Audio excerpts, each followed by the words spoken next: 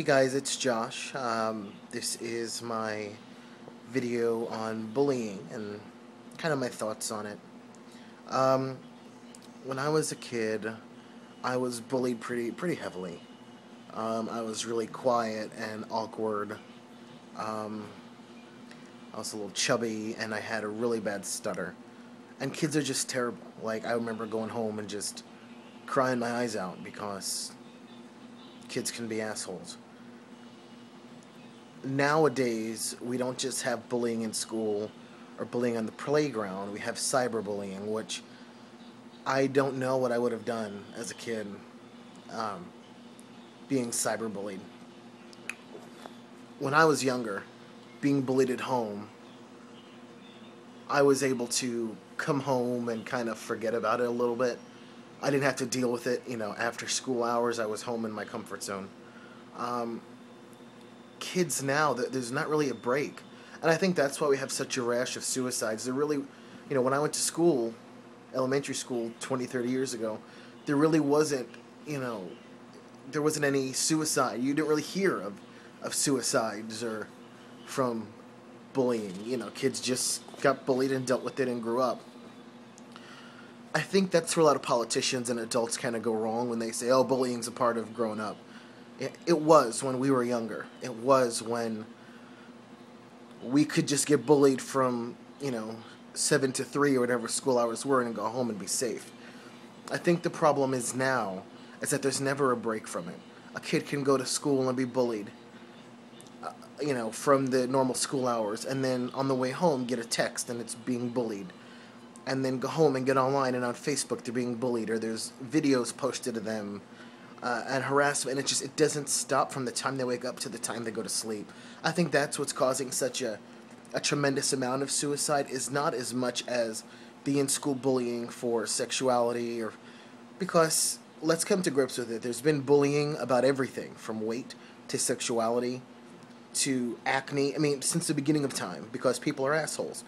So it's not any different when it comes to kids being teased that they're gay nowadays as it was when I was in school 20 years ago. But it doesn't make it any easier when it's nonstop and it's such a grander scale. When I was a kid, if you were being teased in math class, you were just being teased in math class. Now, if you're getting bullied in math class, some dumbass can take a cell phone video of it and blast it out to the whole school in a matter of seconds. So now you're being bullied everywhere, and everywhere you go, you're not safe. Parents now are increasingly unavailable. When I was a kid, my mom really wasn't available. She worked all the time, and my stepdad's, a waste. So I had my grandmother, and my grandmother lived with us, and lived downstairs from us, and she pretty much raised me. And I'd go home from school, and I would cry, and I would get so upset. And she would always be there with kind words and a sandwich and whatever else she had in her little Italian cupboard of love. And she understood because she was bullied back in the 20s when she was younger. So it's kind of, it's very different now. I could go home and talk to my grandma and get a pep talk and feel better for the rest of the night, not have to think about it until school the next morning. Now, excuse me, I just had surgery a few days ago in my abdominal area, so I'm really uncomfortable. But nowadays, kids go home, and 9 times out of 10, there's no one home. Their parents are at work. Their grandparents don't live there, so they're home alone, and they're alone with their bullies because they have the cell phone, they have the internet, they have the computer, they have whatever, and they're alone, and that's where the suicides start. Because they feel like no one understands. They tell their parents, I'm being bullied, and parents are like, well, I was bullied when I was a kid, yeah, it's part of growing up. It's not, because it's different now.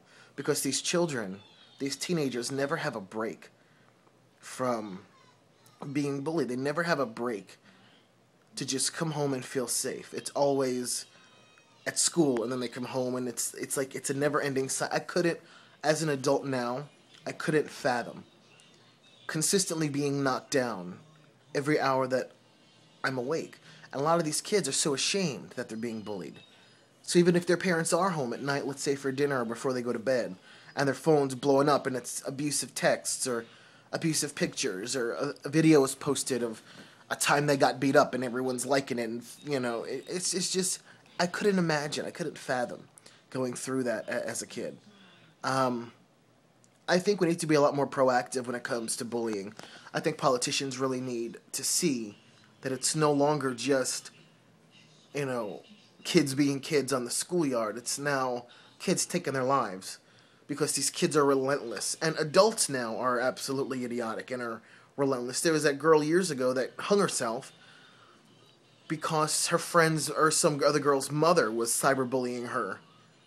I mean, it's absolutely insane. It's like we're taking steps backwards as a society.